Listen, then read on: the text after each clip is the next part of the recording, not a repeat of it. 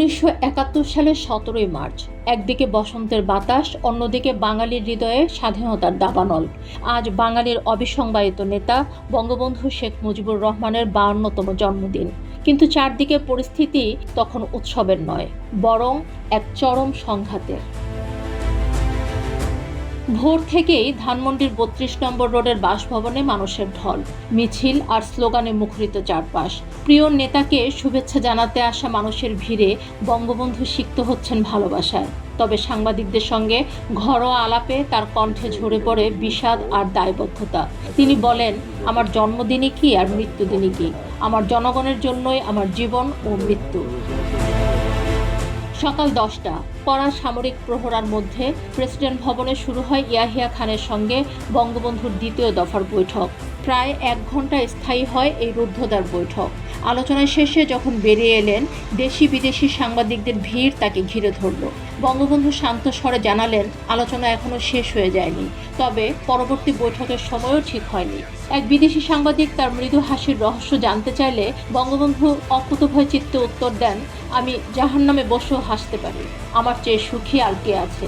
৭ কোটি মানুষ আজ আমার পেছনে পাহাড়ের মতো অটল। এই একটি বাক্যেই পরিষ্কার হয়ে যায় বাঙালির অধিকার আদায়ে তিনি কতটা আপসহীন। ঢাকার রাজপথ তখন বিদ্রোহের রণক্ষেত্র। ঘরে ঘরে চলছে যুদ্ধের প্রস্তুতি। ঢাকা বিশ্ববিদ্যালয় ময়দানে ছাত্রছাত্রীরা রাইফেল চালানোর প্রশিক্ষণ নিচ্ছেন।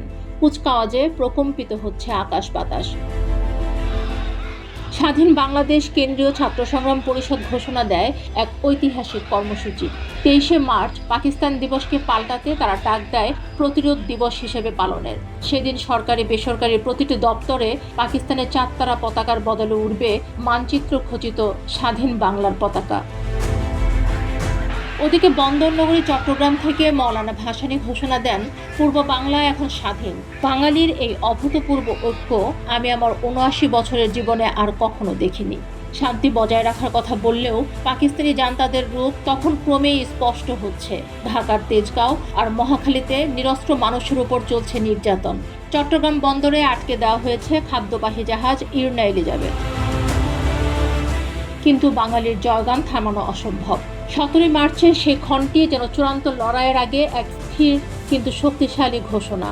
বঙ্গবন্ধু জানিয়ে দিয়েছেন, লক্ষ্য অর্জিত না হওয়া পর্যন্ত এই অসহযোগ আন্দোলন চলবেই। বঙ্গবন্ধুর ৫২তম জন্মদিনে এই ছিল এক স্বাধীনতাকামী জাতির উপহার, অদম্য সাহস আর একতার শপথে বলিয়ান একটি দেশ, যা শিগগিরই পৃথিবীর মানচিত্রে মাথা উঁচু করে দাঁড়াতে যাচ্ছে।